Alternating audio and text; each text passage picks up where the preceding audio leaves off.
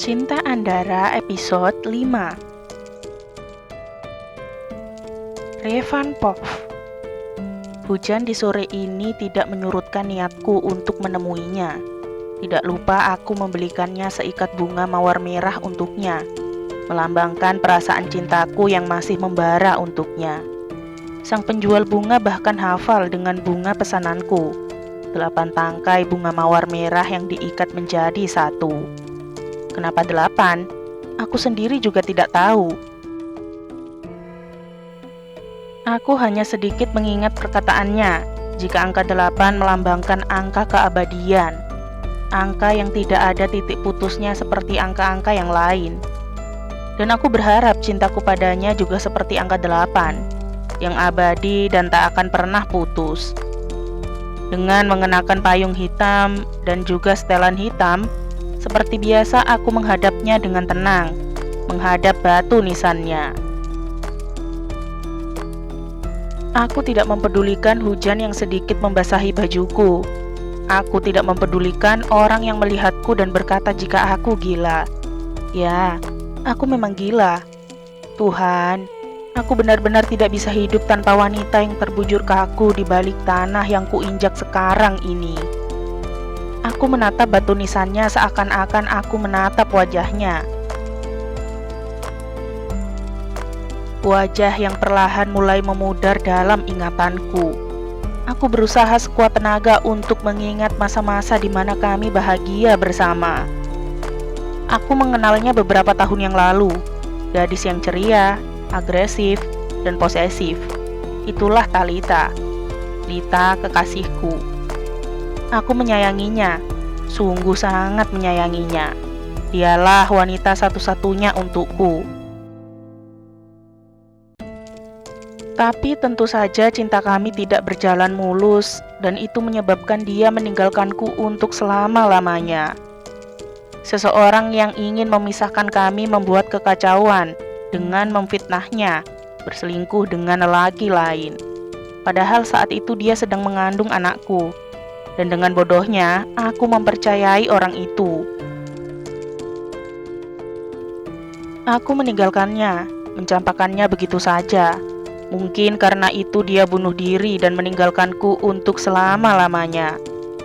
Aku yang saat itu baru tahu kebenarannya berusaha untuk mencarinya.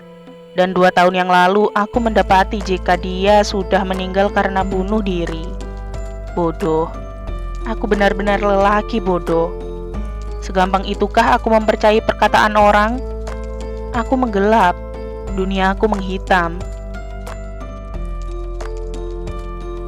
Tak ada lagi cahaya untukku berjalan. Aku hanya bisa berhenti di tempat dan tak berhenti menoleh ke belakang. Menoleh kepada masa-masa indahku dengan Lita. Menoleh kepada kesalahanku. Dan menoleh pada penyesalan terdalamku. Sungguh, aku sangat menyesal. Aku tidak memiliki tujuan hidup lagi, dan aku tak memikirkannya lagi.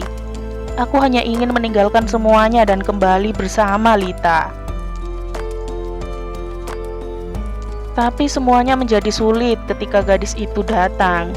Gadis bodoh yang memperlakukan diri sebagai pelayan pribadiku demi gelar seorang istri. Aku tahu dia menderita, tapi aku juga menderita. Hai, bagaimana kabarmu? Sapaku pada batu nisan Lita. Apa kamu tahu jika hariku semakin memburuk? Datanglah ke mimpiku. Aku merindukanmu. Aku tersenyum masam. Memang seperti ini keseharianku. Saat makan siang atau ada waktu luang di sore hari, aku akan menyempatkan diri untuk mengunjunginya. Dia kacau. Dia mengungkapkan perasaannya padaku. Apa yang harus kulakukan? Tanya aku lagi. Akhir-akhir ini dia berbeda. Dia tidak lagi menjadi pelayan pribadiku. Kataku mulai bercerita. Dara, istriku, dia adalah gadis baik tapi bodoh. Selama ini aku hanya menganggapnya sebagai teman atau sahabat dari Hana adikku. Tapi aku tidak menyangka jika ibu menyuruhku untuk menikahinya. Saat itu, aku hanya menuruti kemauan ibu yang sedang sakit keras. Ibu mau aku menikah dan melupakan semua masa laluku, dan calonnya adalah Andara. Istri yang sampai kini tak pernah kusentuh, karena aku memang tidak memiliki perasaan lebih untuknya. Kupikir Dara akan menolak lamaranku, tapi nyatanya dia menerimanya. Itu yang membuatku marah. Aku hanya ingin hidup sendiri tanpa dia selalu menempel di sekitarku dengan status seorang istri. Aku membuat hubungan kami sedingin mungkin, hingga dia berhenti berharap, lelah dengan keadaan dan ingin berpisah denganku. Namun nyatanya, dia bertahan hingga 2 tahun lamanya. Sedikit iba saat melihatnya. Dia mengabdi layaknya seorang pembantu pada majikannya. Tapi aku tidak mengindahkan itu. Itu pilihan yang Dara pilih. Itu bukan salahku. Pertahananku kini sedikit demi sedikit mulai mencair. Wajah Lita mulai samar-samar dalam ingatanku. Dan anehnya, wajah Dara lah yang teringat jelas dalam ingatanku. Apa karena hanya Dara yang sering kulihat? Datanglah ke mimpiku. Sungguh, aku ingin melihat wajah manjamu sekali lagi. Lanjutku kemudian. Aku takut, Lita. Aku takut jika kamu tidak datang ke mimpiku, aku akan melupakanmu. Aku takut tempatmu akan tergantikan dengan wanita lain. Datanglah, Lita. Kumohon. Aku berjongkok, mengusap-usap, bahkan mencium batu nisannya. Aku merindukannya, sungguh sangat merindukannya. Saat ini, aku sudah berada di halaman depan rumahku. Setelah mengunjungi Lita, aku memutuskan untuk pulang. Aku merasa badanku sedikit tidak enak. Entahlah, mungkin daya tahan tubuhku menurun. Masuk ke dalam, aku merasa rumah sangat sepi. Aku memang tidak pernah pulang sore seperti ini. Aku melihat kanan kiri dan yang kulihat hanya beberapa pelayan rumah ini berlalu lalang sibuk dengan pekerjaan mereka. "Revan, kamu kok sudah pulang?" tanya ibu yang bergegas ke arahku. "Aku sedikit tidak enak badan, Bu. Aku mau istirahat." "Baiklah, tidurlah dulu. Nanti ibu bangunkan saat tiba makan malam." Dan aku pun mengangguk, lalu bergegas pergi ke kamar. Tapi baru beberapa langkah, aku berhenti. Sepertinya ada yang aneh. "Ada apa, Rev?" tanya ibu lagi. "Di mana Dara?" Dan aku sedikit tak sadar ketika menanyakan keberadaan wanita itu. "Dia kerja, dia belum pulang. Biasanya jam 6 baru pulang." "Kerja? Kerja apa?" "Dia kerja di salah satu restoran cepat saji." "Untuk apa dia kerja?" "Dia terlalu bosan di rumah sendirian tanpa ada yang dikerjakan," jawab ibu. "Tumben sekali kamu menanyakannya."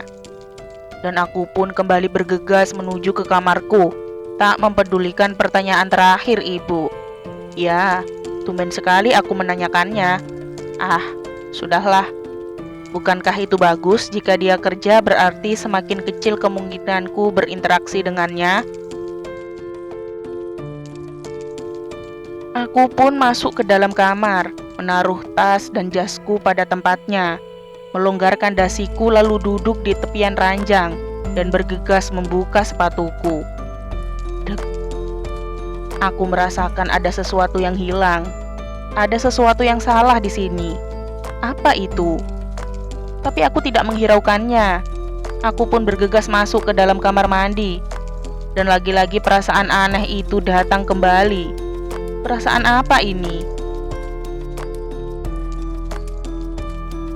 Dan ketika aku mengingatnya, aku baru menyadari jika aku kehilangan sesuatu perasaan yang selama 2 tahun ini kurasakan. perasaan dilayani. Astaga, apa yang terjadi denganku? Kenapa tiba-tiba aku memikirkan Dara? Bersambung, nantikan episode 6-nya ya. Jangan lupa like, komen, share, subscribe, dan nyalain loncengnya agar nggak ketinggalan upload cerita-cerita selanjutnya.